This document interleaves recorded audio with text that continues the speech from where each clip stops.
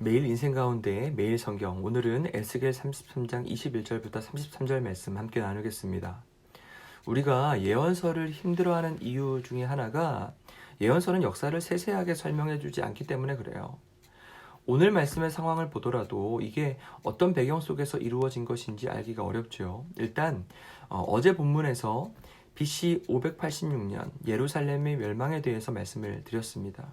하나님께서는 남유다를 향해서 경고하셨어요. 하지만 남유다는 하나님을 거역하고 패역한 일을 계속함으로써 하나님의 진노와 징계를 자초하게 되죠. 여러분, 하나님이 징계하시는 이유가 무엇일까요? 성경 히브리서는 이렇게 말합니다. 주께서 그 사랑하시는 자를 징계하시고 그가 받아들이시는 아들마다 채찍질하심이라. 하나님은 사랑하기 때문에 징계하세요. 정신 차리고 돌아오라 말씀하시는 거죠. 에스겔은 유다의 멸망을 끊임없이 예언했습니다. 결국 이 징계에 대한 예언도 무작정 하나님이 벌 주신다는 말이 아니에요. 징계를 통해서 정신 차리고 돌아오라는 메시지였습니다.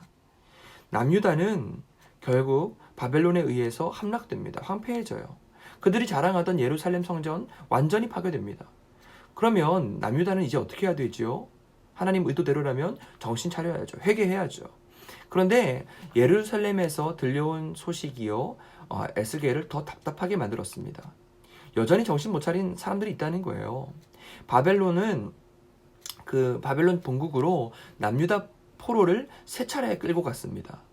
BC 586년 예루살렘 함락 후 세 번째 포로를 끌고 갈 때 가장 많은 포로를 데려갔어요. 그런데 전부를 데려갈 수 없었기 때문에 사람들을 예루살렘에 남겨두기도 했는데요.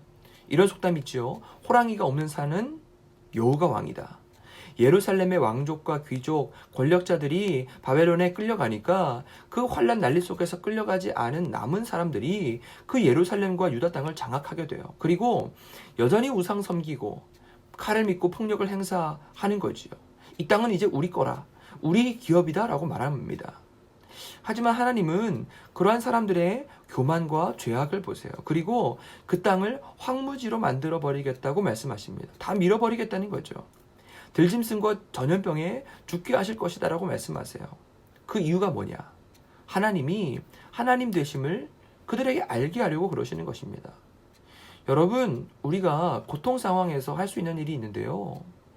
그것은 무엇이냐면 하나님 앞에 우리가 아무것도 아니라는 것을 알게 되는 것입니다.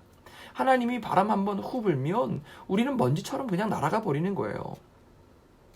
케이스는 좀 다르지만 사실 저는 이번에 코로나 초기에 그 신천지가 확 드러났잖아요. 그들의 실체가 폭로되고 온 국민들이 다 신천지의 위험성을 알게 되었습니다. 그런데 저는 사실 그때부터 걱정되는 게 있었어요. 이게 절대 기독교에게 플러스가 되지 않을 거다라고 하는 예측 때문이었습니다. 분명 신천지가 드러난 거 우리에게 유익이에요. 플러스가 있어요. 하지만 결과적으로 개신교 역시도 종교활동 위축되었고요. 또 몇몇 사람들로부터는 개신교가 신천지랑 다를 게 뭐가 있냐, 그렇게 비난을 받고 있습니다. 선교적인 걸림돌이 되는 거죠. 우리가 섣불리 칼자를 불러서는 안 됐습니다. 신천지가 드러났을 때 오히려 우리 스스로를 돌아보고 우리를 깨끗하게 하는 계기로 삼았어야 됐습니다. 하나님은 징계를 통해서 우리를 하나님께로 돌아오게 하세요. 하지만 그 기회를 우리의 오만함과 교만함으로 놓쳐버린다면 우리는 더 큰 심판을 받게 될 것입니다. 하지만 하나님은 이 모든 과정을 통해 하나님의 하나님 되심을 드러내십니다. 29절 말씀, 그때에 내가 여호와인 줄을 그들이 알리라. 코로나가 하나님의 징계다라고 말하는 데에는 조심함이 있습니다. 그렇게 말하기 어려워요. 바이러스로 인한 자연재해죠. 그런데 우리는 이 모든 자연적인 현상, 그 재해를 통해서 우리의 연약함을 깨달아야 돼요. 우리가 작은 바이러스 하나 이길 수 없는 존재라는 것을 알게 되었어요. 이 일을 통해서 우리의 작음을 알고 하나님의 크심을 알 수 있었습니다. 여러분, 하나님만이 우리의 왕이십니다. 우리 오늘의 삶의 통치자세요.